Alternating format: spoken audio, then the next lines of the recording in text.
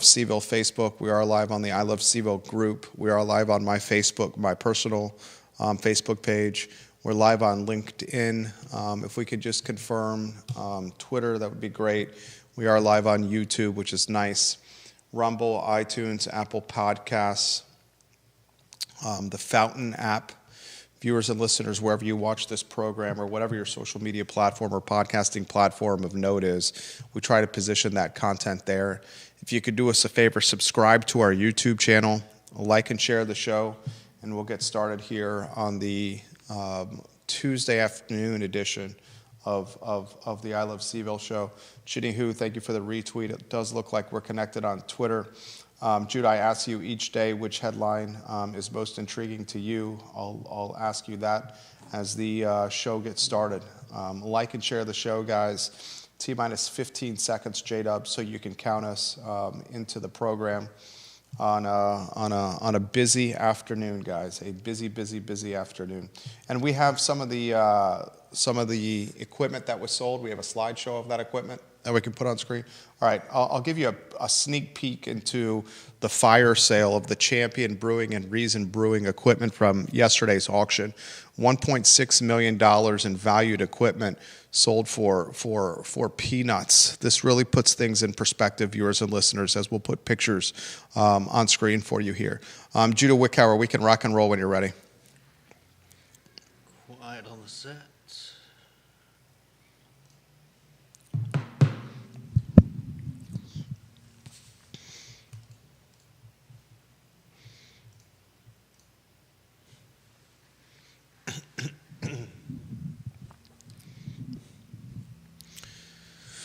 Good Tuesday afternoon, guys. I'm Jerry Miller. Thank you kindly for joining us on the I Love CVille show. It's great to connect with you guys through the I Love CVille network in our studio in downtown Charlottesville. It's not just home to the I Love CVille network. It's home to the Miller organization and a good chunk of our real estate holdings where we rent commercial office space, executive office space, and commercial office space. And it's through this professional pursuit that we get to know a lot of small business owners and a lot of entrepreneurs, attorneys, and dentists, and financial advisors, and therapists, and deal makers currently renting from us, film producers, corporate video makers. Currently renting from us, and we enjoy it. I enjoy speaking to folks of all walks of professional life. And as I was making my rounds, as I try to do in the Macklin Building and around the downtown mall, the conversation that was the talk of town in downtown Charlottesville was the murder and mayhem that took place in Crozet yesterday outside a Harris Teeter grocery store. Never in my wildest imagination, maybe my wildest nightmares is a better description, did I think that murder and mayhem would take place, ladies and gentlemen, outside of a Harris Teeter in Crozet, Virginia. We're going to unpack this story. We're going to talk about it from the police response. We'll talk about it from the community response. I think we have to talk about it from a concealed carry permit response. A Good Samaritan prevented even more bloodshed. And I would expect that we will hear from the fine folks of the Albemarle County Police Department as we, the community, have questions like motive. Was this a random attack of violence?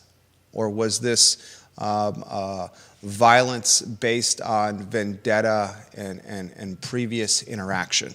I want to talk about that on today's show. I want to talk Jack Jewett District in Albemarle County. Thank God we have a contested election. Interestingly, this is the district that I live in. Albemarle County's Jack Jewett District covers just about all of Ivy, Virginia. And we have two candidates that are running, including one candidate that is the poster child of livable Charlottesville, and another candidate that has somewhat of a known commodity in the small political circles that insiders run within and around. So I want to introduce you to the candidates. I thought Sean Tubbs did excellent work covering these two individuals who have put their hat in the ring in what is the first contested election in Central Virginia. And here it is, February, and a good chunk of the seats across many jurisdictions are currently up for grabs. We'll talk on today's show the University of Virginia. They have offered admissions to 6,746 early action applicants. That is a 3.5% increase in early admissions offers versus 2024. The University of Virginia is a coveted place to attend, and the applications and the interests speak to that statement. Never in the history of the University of Virginia has there been more interest to attend Thomas Jefferson's University. And the university is a business. They are capitalizing on that demand by admitting or offering admissions to more people than they did last year. A 3.5% increase may not seem like a lot, but when you increase the admissions pool by 3.5% every year, you see how this compound effect can dramatically shape or gentrify this community. Many of those early action admissions being sent to out-of-state students and their families. So we'll unpack that on today's program. We'll talk Virginia basketball. The game did not go according to plan. Maybe it did go according to plan. The Blue Devils a 14.5-point favorite, depending on where you shop. It was never a matchup. Still, I salute Ron Sanchez and the program for fighting from start to finish. You didn't see any give up here from these boys. And I'll tell you, Anthony Robinson, the big man inside, is looking like a star in the making. I mean, Sanchez has got a core group of players that he can build around with five ACC regular season games left. A lot I want to cover in the program. I want to give some props to Judah Wickhauer before I highlight some of the equipment that was sold at yesterday's Champion Brewing and Reason Brewing auction. $1.6 million in valued equipment, selling for less than $100,000 at a public auction yesterday. I'll show you some of those pictures. And then I want to offer a take on what's maybe happening in the beer world, ladies and gentlemen, before I talk murder and mayhem outside of Harris Teeter and Crozet. We'll talk Charlottesville Sanitary Supply, John Vermillion and Andrew Vermillion. If we can give them some love, 60 consecutive years, 60 plus years, in fact, of business. We had a great conversation with the Vermillion men yesterday on their East High Street location. CharlottesvilleSanitarySupply.com, CharlottesvilleSanitarySupply.com, located on East High Street in the city of Charlottesville. Support the businesses that you want to see live and last another 60 years, ladies and gentlemen. I was having a conversation via direct message with a friend that I've known since I was a student at the University of Virginia, and he was a barkeep on the UVA corner. And we both waxed nostalgic of the Charlottesville of yesteryear, where the locally owned business had significantly more market share and significantly more chance at success. Post-COVID, the big box brand and the advantages of being a publicly traded company or a big box brand have unfortunately, it's reared its ugly head, and it's helped these brands capture even more market share as the community is gentrifying rapidly, and the commitment to shopping and keeping things local is unfortunately evaporating. Part of the story part of that comment is this story. Part of the story I'm going to cover first is also financial malpractice. By now, you know the collapse of the Champion beer brand, and yesterday an auction took place, and the proverbial vultures with the dead carcass on the side of the road picking at the carcass. Let's show, if we could, a slideshow of some of the equipment that was purchased yesterday. You're looking at $1.6 million of equipment that traded for less than $100,000 at a public auction, ladies and gentlemen. Judah's rotating that slideshow now. We're talking tanks. We're talking can carrier applicators. We're talking brew house system builds, fermentation tanks, ladies and gentlemen. We're talking some of the sexiest of equipment possible, purchased at top dollar when this beer business was in operation, now trading for absolute pennies on the dollar. And if you'd like to see what some of this equipment traded for, I will share this link in the comments section of my Facebook page. I'm posting it now. It'll show you the price point of some of these individual units and what they traded for. I will share it in the comments section, ladies and gentlemen, of my LinkedIn, where this show is airing right now. Are we back on a 1, J-Dubs? Yep. I'll share the auction equipment in my LinkedIn comment section. I'm doing it right now. It's there. I will share it here on YouTube, where this show is airing upon, for you to get an idea, because it's a springboard into a topic we need to talk about here. So it's in the comments section, the chat of YouTube. I'll put it in the Twitter thread where this show is airing upon, where you guys can get a feel for the equipment and how it is traded for pennies, absolute pennies, ladies and gentlemen, on the dollar. And then I'm going to utilize this as an opportunity, FYI. I'm sharing it on Twitter. There you go, for those watching on Twitter. I just sent it. And then I'll post it on the I Love CVille Facebook page. So you can find this auction on my personal Facebook, the I Love CVille Facebook, my personal Twitter, my personal LinkedIn, and in the comments of the chat box where this show is airing upon on YouTube. Viewers and listeners, look at the equipment. I mean, just top-notch equipment. And it is a segue of multiple points of conversation. The first point of conversation, Charlottesville Business Brokers, one of our companies, we help businesses, we help people buy and sell businesses. And on yesterday's show, I offered a word of caution to the owners that are thinking about selling. You sell your business not when your business is in trouble.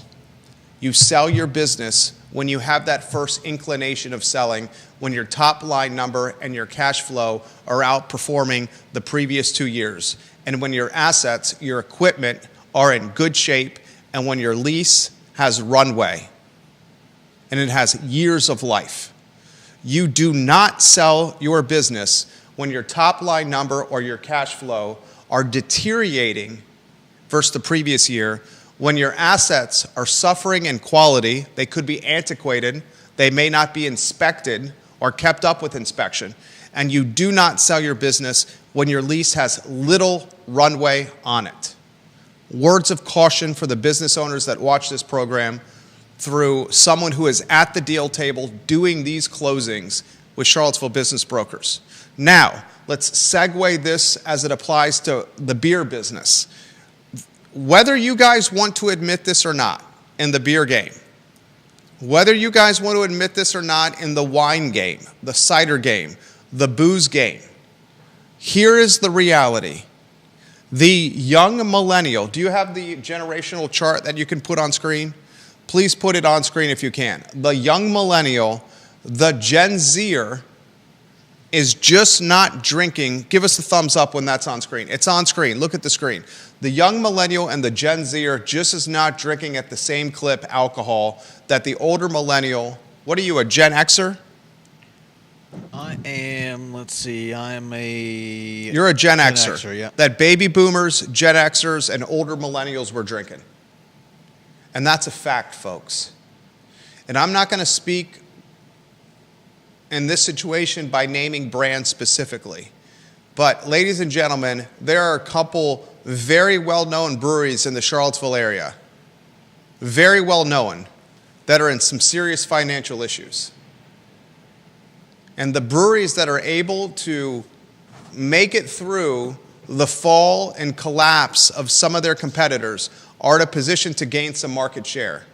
But some very well-known breweries that you patronize, that I patronize, are on the cusp of collapse as we speak. And that's an effing fact. And some people may not like to hear it, but that's a fact. Human behavior has changed. It has changed. And maybe this is part of the collateral damage of COVID, maybe this is not. But some people got some of the best equipment humanly possible in yesterday's auction for, 9 cents on the dollar? 8 cents on the dollar? 7.5 cents on the dollar? I want you to think about that. 7.5 cents on the dollar. We'll go 1/6 times 0.075. We're talking 7 cents on the dollar, 6.5 cents on the dollar right there, people. So it's a metaphor for life.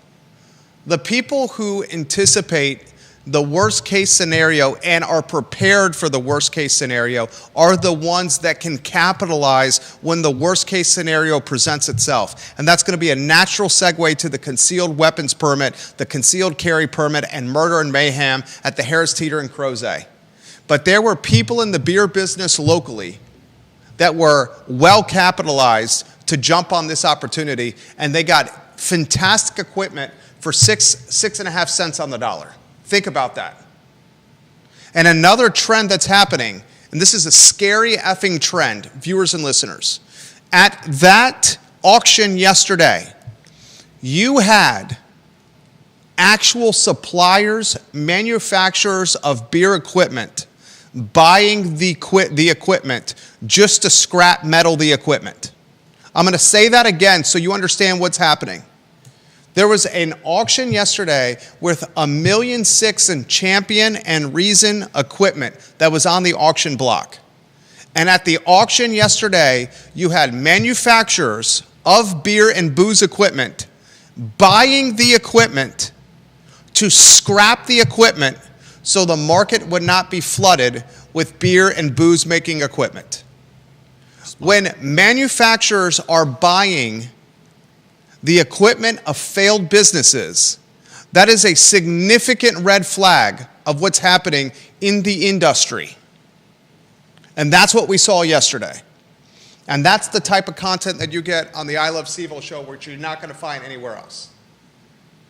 And you could find the link to the equipment by looking in the comment section of my personal Facebook page, the I Love CVille Facebook page, the comment section of our LinkedIn, my personal Twitter, or on YouTube. And it's a segue to murder and mayhem at the Harris Teeter. I just offered Judah, as we weave you in on a two-shot, the upside of being prepared for the worst case scenario. And yesterday we had a nightmare take place outside a grocery store in a sleepy and safe community. And we had a good Samaritan, as the Albemarle County Police Department has monikered him, see the nightmare take place in real time and utilize his personal weapon, his personal gun, to shoot and kill the ringleader of murder and mayhem in the parking lot. A lot I want to unpack on this story. First is thoughts and prayers to everyone involved. Thoughts and prayers to everyone involved. The news moments before this show goes on air confirms that the second victim has now died in connection with the Monday afternoon shooting in Crozet.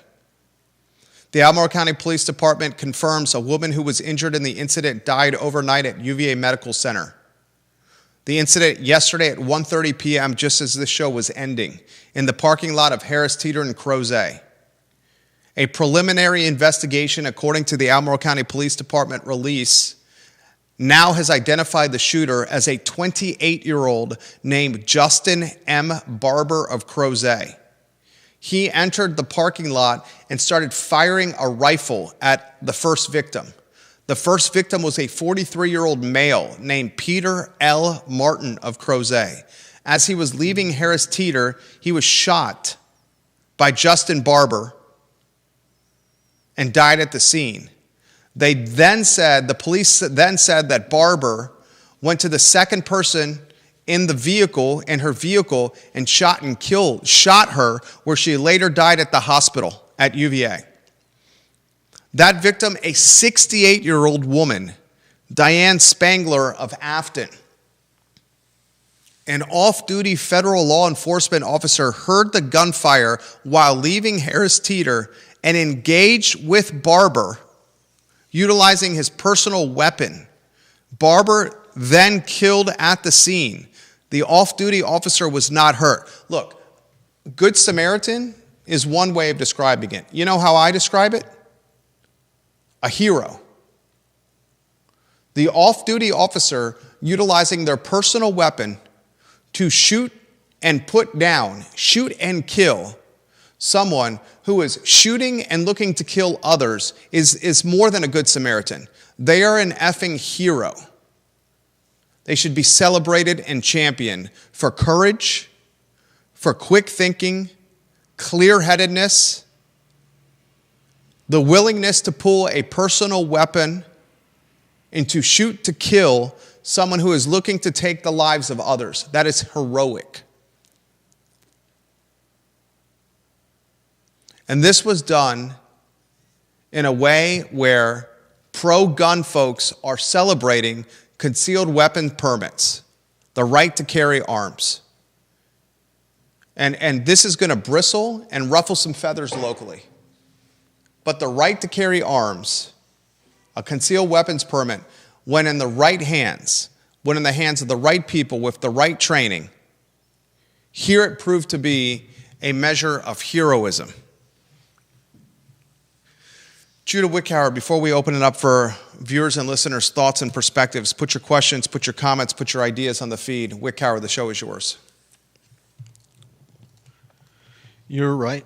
The fact that there was someone there who could take action, as we all know, you and I both support the police, but they can't be where things are happening without without getting a phone call. They can't be everywhere that something bad happens.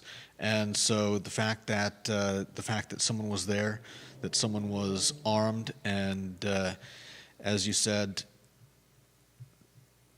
courageous enough to jump in and put a stop to this.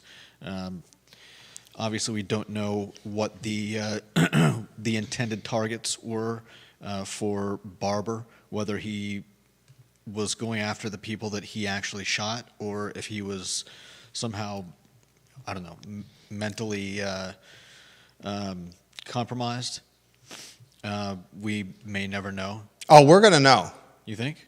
Absolutely. The Albemarle County Police Department, and somehow motive needs to be released to the public. I'm going to ask you, the viewer and listener, a very sensitive question. If the man who killed two people based on a personal beef, some kind of domestic issue, or some kind of personal vendetta, in your eyes, is that a better scenario than if the man randomly pursues a grocery store in Crozet just to kill people? And I hate to say this, and I know the viewer and listener feels this way and may be hesitant to say it, and certainly hesitant to say it on a microphone in front of a lot of people and cameras. But a man who goes to a grocery store and is shooting to kill with purpose, because of vendetta, because of a domestic issue, because of a past altercation, that is an entirely better scenario for the community than some random psycho going to a shopping center and a grocery store and shooting to kill for sport and for fun, or because they're deranged or crazy or angry. Agreed. And digest that, ladies and gentlemen. And if you have an opportunity to digest it, you're going to shake your head and admit that I am absolutely right there.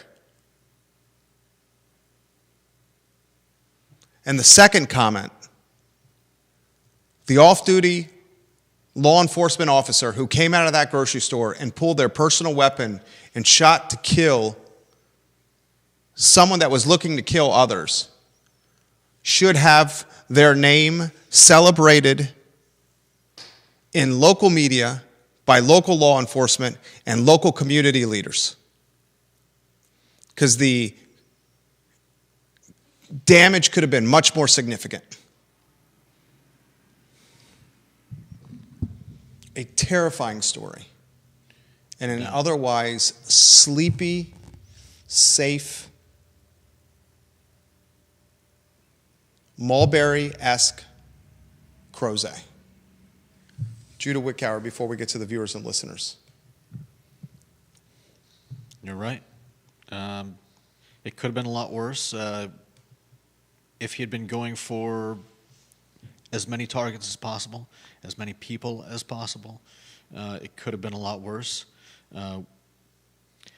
And you say that the police will have a motive? I think the police owes it to the community to release why this shooting took place. So you think they have a motive? I think the police is absolutely... Judah, you don't think the police is investigating right now what led a man to take a rifle to shoot people outside a grocery store? I don't doubt it. They're not just going to chalk this up. Oh, the guy shot and killed some people. He was killed by somebody else. Let's go to the next case. They're investigating what's happening and what the motive for the killing is. That's part of any police investigation. And we as a community, we as parents, we as homeowners, we as tenants, we as taxpayers deserve to know what happened. I agree. And we deserve to know because that knowledge offers a sense of clarity, safety, a sense of calm. Because if it was just some psycho going to a parking lot and shooting up people, that's effing terrifying. I agree. I knew this comment would come into the feed, and I'm going to acknowledge it because it's an equal opportunity talk show. Taddy Rios says, we would not have needed any weapons if kids and young people were not allowed to buy and run around with military-style weapons in the first place. That's the real conversation to have. Taddy Rios also says, I don't care what the killer motive or lack of motive may be. I care that more kids die from gunshots than any other reason in this country. Taddy Rios says, not saying I'm not thankful for this one individual, but he's professionally trained and that's why this ended the way it ended. Any other good Samaritan out there, the results would have been a lot different. I respect the comment. I push back significantly on the comment. The first thing, the use of kids and guns. The man that had the rifle was 28 years old. This was a 28-year-old man. It was not a child. It also wasn't an assault weapon. Do we know that for certain? I have heard that it was just a rifle. Initially, it was reported as assault weapon. I think it has since been clarified as a rifle. I want some very crystal clear clarification from the Albemarle County Police Department on the weapon used. Crystal clear clarification on that, and crystal clear clarification on the motive that led to this murder. Crystal clear clarification. I respect the comment from Ms. Rios. Mr. Rios? Is it Ms. Rios? Mr. Rios? I can't see in the photo. You have a mask on covering your face. See if I can enlarge your profile picture here. Ms. Rios, now that I see through the mask that you are wearing, I respect the comment. But this was not a kid killing other kids. This was a grown-ass man killing another grown-ass man and somebody's grandmother. Mm-hmm. And then I'll also add to this.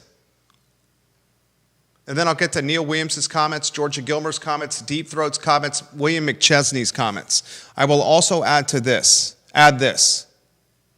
I know many with concealed weapons permits, with the concealed carry permits, that go through significant training and practice to use their concealed carry, to use their personal gun. I know many that practice at rifle and gun ranges and are very proficient. And I know many inner circle friends that if we're put in a similar situation as this law enforcement exiting Harris Teeter would have sprung into action as well. Is America fractured as it pertains to guns? Sure. Do we need some gun reform in our country? Absolutely. But in this particular circumstance, someone with a concealed permit kept more murder and mayhem from materializing in Crozet, Virginia. And that person should be championed. Neil Williamson asked this question: when do we deserve to know what the motive is? And my response to Mr. Williamson, who he knows I have tremendous respect for, is as soon as humanly possible. When it's a story like this, we deserve to know as soon as humanly possible. Deep Throat, his photo on screen. Did you notice that the Daily Progress called him, quote, a so-called Good Samaritan? He then adds, so reflexively anti-Second Amendment that they will never admit the upside of defensive gun use.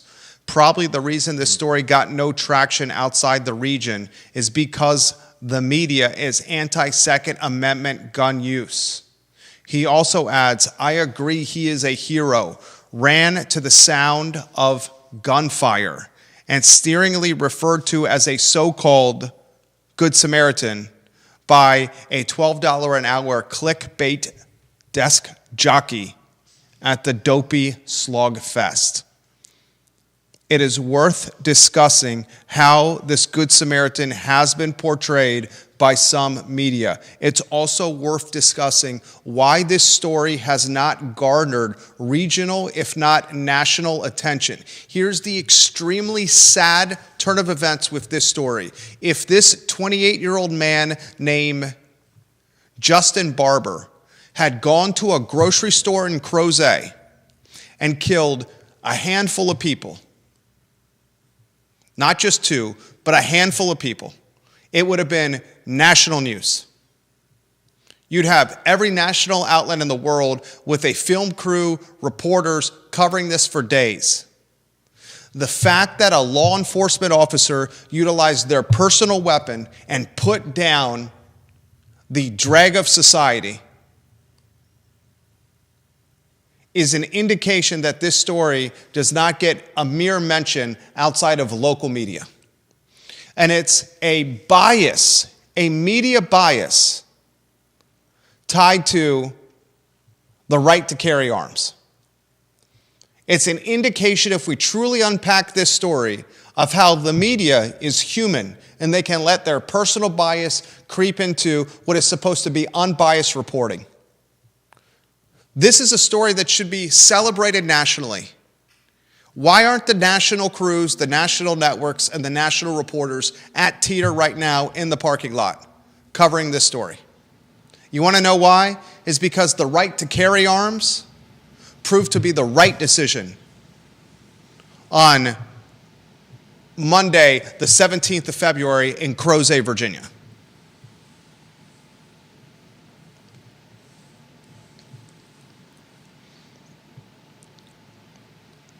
William McChesney says, the spokesman said the community was not in further danger yesterday. And he says, depending on how much ammunition he had, it could have been much worse. Absolutely. He also says 2 people is 1 person away from the media's mass shooting threshold. There's some of that as well. Stacey Baker Patty said initially it was reported as an AR-15, Judah. I saw the initial reporting as well.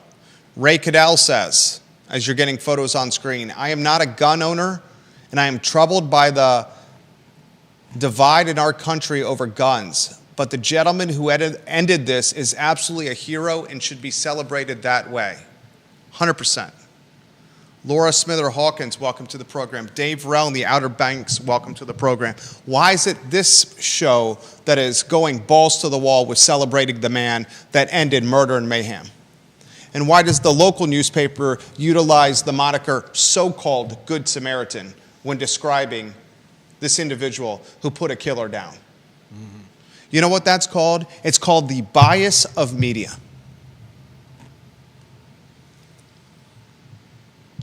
And you interpret it whatever way you want to, folks. I offer this show is my interpretation of the news cycle in this region. It's never intended to be an unbiased interpretation.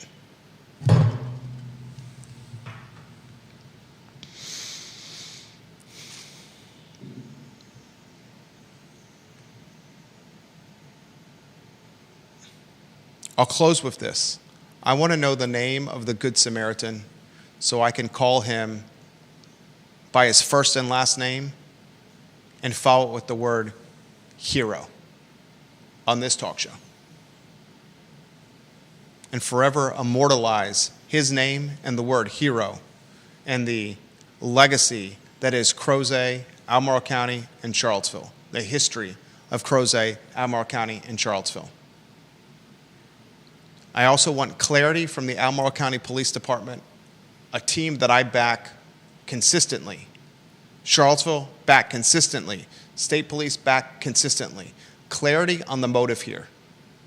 And I pray to God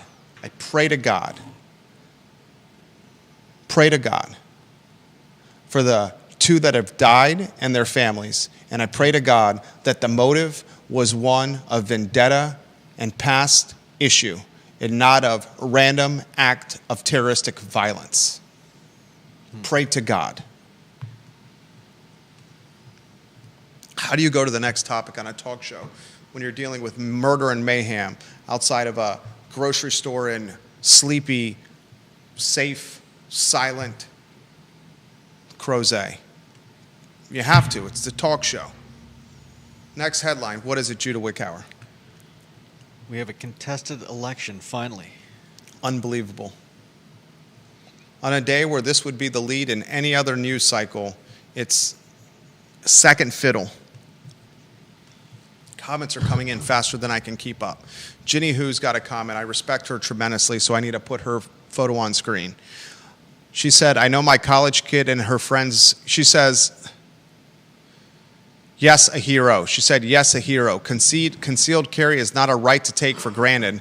I completely agree with you, Jerry. It's horribly sad either way, but a random shooter is much more terrifying for the community at large. And she says, Deep Throat is spot on. Also, it's why I'm not sure I want the Good Samaritan's name plastered everywhere, because there are too many locals who will paint him as a villain. Who could paint? Okay, Ginny Who, first respect your comment. Respect your comments. You are saying that, Judah, you say that locals will paint the Good Samaritan a villain? I don't know if they'll paint him a villain, but Jesus. I think there are some that will that may take it upon themselves to whether it's sending emails or making phone calls. I can't even understand the concept of villainizing somebody that kept more murder and mayhem from happening. Please make the argument for me. Please make the argument. Who in this community would villainize somebody who has the courage to go to gunfire? First of all, I think it's his choice whether he wants his name to be released. Second, I don't think it is his choice. I think it should be. He may not want, I don't think it is his choice whether or not he wants his name to be released or not. It may not be, but I think it should be. That's a great question for some of the attorneys that are watching the program. Is it his choice whether or not his name can or cannot be released? It's probably not his choice. I don't think it's his choice at all. And if I was still a reporter, I was a reporter for years. Newspaper, print, and radio. And if I was given this assignment, that would be part of the questions that I would ask and uncover in my reporting. But the conversation we were having is some folks in this community just in asinine capacity trying to villainize this man. I'm not saying that all necessarily would, but I think, as we've noted, the impulse for you showed an example in the newspaper where they're calling him a so-called Good Samaritan. There are people that, despite the fact that this guy probably is allowed to carry a gun, obviously because he has a concealed carry permit, but as a cop. We don't know he's a cop. He's law enforcement. Okay, law enforcement. I apologize. There's some chatter he's off-duty FBI, but I don't think we have that for 100% certain. Keep going. Villainizing this man? Come on the program, sir. I'll bring the 12-year-old scotch onto the set and pour you as many glasses as you will like. We will get you one of the finest steak and cheeses on the downtown mall from Bagby's, sir. We'll get you some ice cream from Chaps, and we'll have a cap of 18-year-old bourbon as an end of the lunch dessert for you. All here on the show.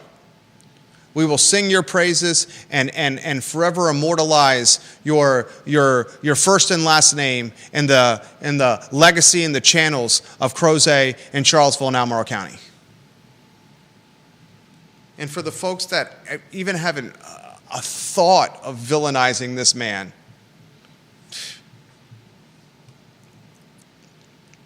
don't recognize a good portion of the community anymore. There are a lot of people that believe that nobody should have guns, and despite the fact that that's just not realistic. If this was, whether this was an assault rifle, and folks, assault rifles are not they're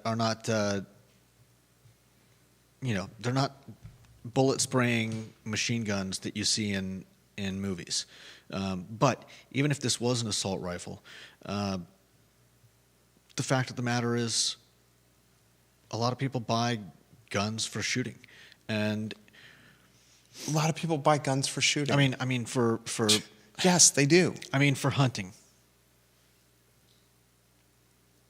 And we're never going to have a consensus in the House and the Senate that the right choice is to take away all guns from all people. It's just never going to happen.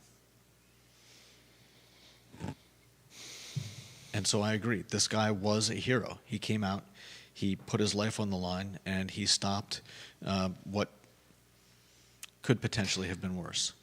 John Blair, before we go off this topic to the next one, is we have the wrong lower third on screen. John Blair says, my wife and I completed the concealed carry course at the Rivanna Rifle and Pistol Club. I can tell you that the course requires some serious training. When I grew up using guns, he says, I grew up using guns, but his wife did not. She can now literally blow the head off of anyone from 100 feet away. Props and respect to the Blairs. Mm-hmm. A+ salt of the earth people from firsthand perspective. For the sake of 45 minutes into the show and the fact that I have to cover other topics on the talk show, I will go to the next topic. This topic will continue on the talk show. Tomorrow, the next day, the day after. I want the first and last name of the man who was a hero so I can celebrate and shower him with accolades, with attention, with praise, with steak and cheese sandwiches from Bagby's, with 12-year-old scotch, with ice cream from Chaps, and with 18-year-old bourbon. That's the best way I know how to celebrate somebody, is steak and cheese sandwiches, delicious ice cream from Chaps, and scotch and bourbon.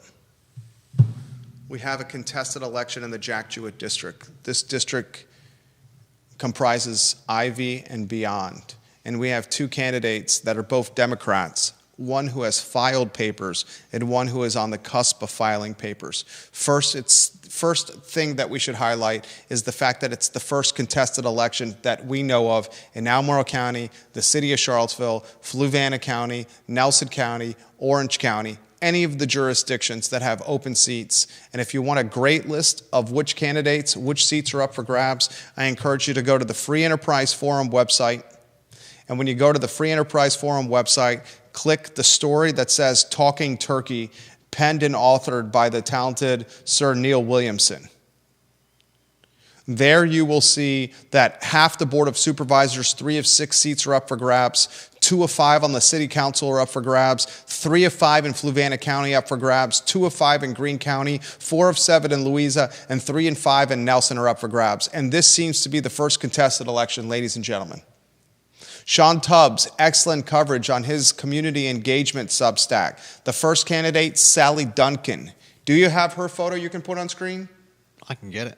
Let's grab her photo on screen in a candidate supplied photo. We also should get David, is it Shreve? Is it Shrev? How do you pronounce his last name? If I had to guess, I'd say Shrev. Shrev? But I don't know. Shrev? David, I need to know how to pronounce your name. Please reach out to me. These candidates are both Democrats. Sally Duncan has filed paperwork. David Shreve has not. Interestingly, Sally Duncan is she highlights this in her announcement. I am a renter. I would like to help create policies that increase housing options and availability for everyone. Sean Tubbs reports this. She also says, I have 5 children. She has 5 children. Hall of Famer for having 5 children. Good night. 3 of those kids are students at Albemarle High School. She's a teacher, high school history teacher. She has a degree from UVA and a graduate degree from UVA. The undergraduate degree is American Studies, and the graduate degree is Religious Studies. 5 kids and a high school teacher, and she's going to go do 25, 30, 40 hours of work a week, or try to do with the Board of Supervisors for $16,000 a year. Do you understand? I'm sure Ms. Duncan realizes this. A high school teacher, history, and she has 5 children. She says she's a tenant, a renter, and she's going to go try to enter a line of work for the next 4 years where half the community is going to hate her guts, the other half of the community is going to care less and be ambivalent, and she's going to work for 25, 30, 35 hours a week, and she's going to do it for $16,000. Yeah. Her opponent, David Shreve, he has not filed the paperwork. He at one time was the co-chair of the Jack Jewett Democratic Party, Jack Jewett District Albemarle Democratic Party Committee. He's worked for Weldon Cooper Center,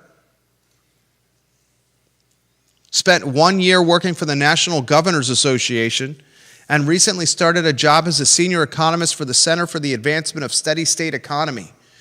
Interestingly, but not surprisingly, Deep Throat is familiar for the Center for the Advancement of Steady State Economy.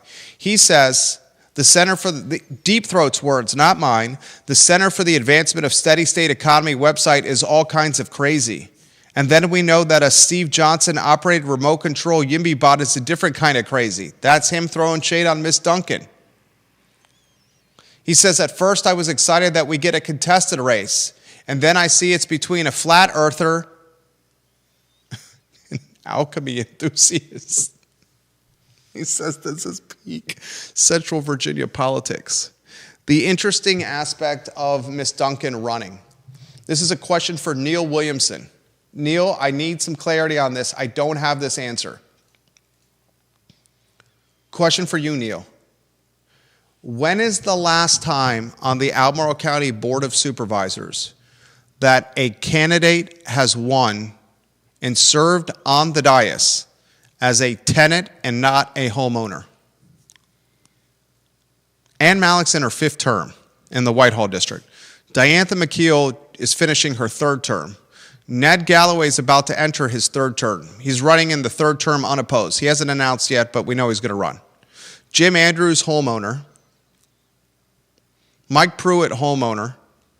When is the last time on the Albemarle County Board of Supervisors we have had someone serve on the dais that was not a homeowner? Genuine question from Mr. Neil Williamson. If you could provide that answer, I do not have that answer. I do not know that. I would like to know that. The second, he's given an answer. God, I love you, Neil Williamson. Free Enterprise Forum. Support the Free Enterprise Forum. He says, never in my 22 years has the Albemarle County Board of Supervisors had a renter on the Board of Supervisors. This is a historic effort by Ms. Duncan. I can guarantee you, ladies and gentlemen watching this program, that the Gillikin gang and Livable CVille has had backroom influence on this candidate running, and I can guarantee you, mark my words, hand on the Bible, that Livable CVille and the Gillikin gang will put their effort and influence behind Miss Duncan winning this spot, this seat, representing the Jack Jewett District. Then, because we're intelligent people and we like to see where the market's going, right? The next item you have to think about is this. Mike Pruitt is an attorney. He's a housing advocate attorney. He's pro-housing, Mike Pruitt. So much so that he wants to take parts of the Rivanna district where Glenmore is, the Rivanna Village, the small area plan, that's the Rivanna Village, and he's called it one of the greatest failures in development and planning history. Mike Pruitt's words. And he says, I want to take this failure that is the Rivanna Village, and I want to take it out of the designated growth area, and I want to replace it with something else. That's how much of a housing advocate he is. He's trying to do-si-do the 5% development area by saying Glenmore is so effing influential with their strategy and their organization and their clout and their wealth and their money. And because Glenmore is so effing influential, they basically made Rivanna Village a nothing burger when it comes to development. I lived in Glenmore for 4 years. I was privy to the organization that this neighborhood of 900 and some rooftops, they are strategic as all get out. I was incredibly impressed by their efforts to keeping development from happening. In particular, the southern development, Frank and Charlie's project right outside of Glenmore. They tanked the density with that project.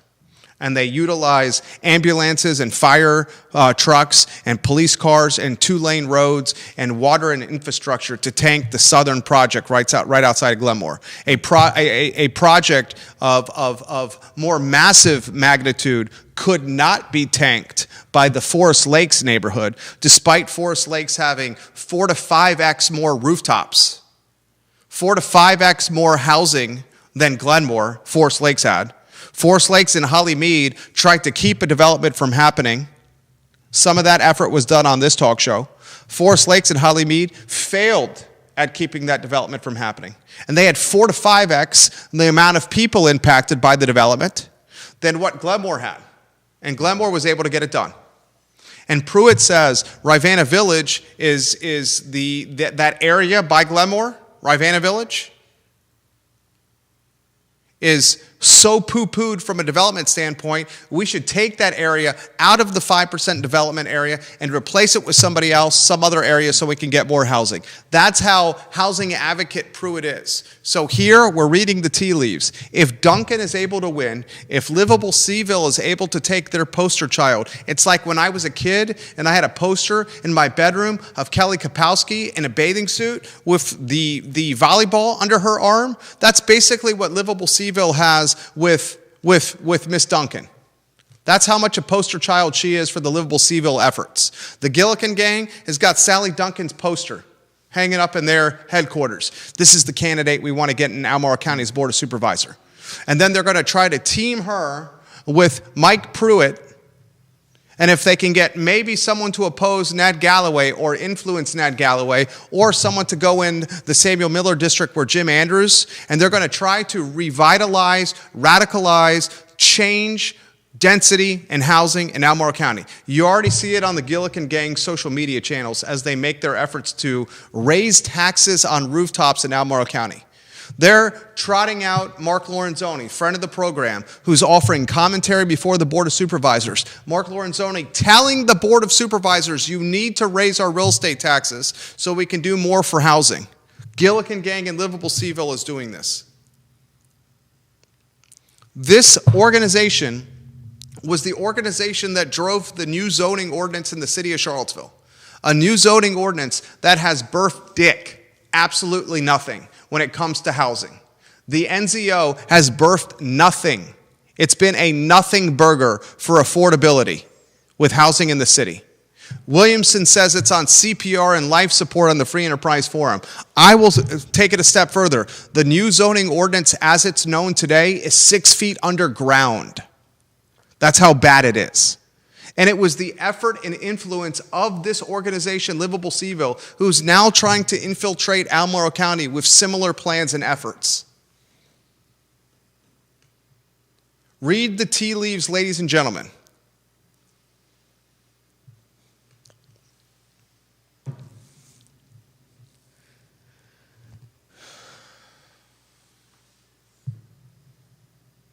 Bill McChesney says the city of Charlottesville has a socialist city councilor living in his parents' basement.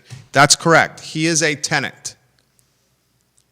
But Albemarle County never has had a tenant in Williamson's 22 years covering the Albemarle County Board of Supervisor. He shares a link on the comment section of my personal Facebook page on why the new zoning ordinance needs life support. Click that link and you can learn more on what I'm talking about. The folks that effed zoning in Charlottesville are trying to infiltrate and influence Albemarle County now. Totally a surprise. And you, Albemarle County, need to ask yourself this question. Would you rather have infrastructure before housing? Would you rather have kids learning in actual classrooms, or do you want them to learn in trailers? Would you rather have bus drivers and bus routes that get kids to school on time and home on time, or would you want them to spend hours in school buses before and after school? Would you like to have fire and rescue and water that you can count on, and not traffic that you're sitting in for 30 minutes, 45 minutes, or hours or more? Because from my standpoint, quality of life is not sitting in traffic, and quality of life is our kids not learning in trailers, and quality of life is having fire and rescue and police that can get to our problems on time, and having water that we can count on. Quality of life is not Northern Virginia or Fredericksburg from a housing density standpoint. Quality of life is prioritizing infrastructure before rooftops, even if that means we have to pay a little bit more from business tax and real estate tax. Try getting from Keswick to downtown Charlottesville in the morning or the evening. You're going to spend 35 or 40 minutes in your car. We're turning into Northern Virginia and Fredericksburg. And if some people, they would want more of that. The other topics we'll cover on tomorrow's edition of the I Love CVille show, if we can make it to the studio on time, because God knows we don't have the infrastructure in place to plow the roads because we're prioritizing houses over snow plows.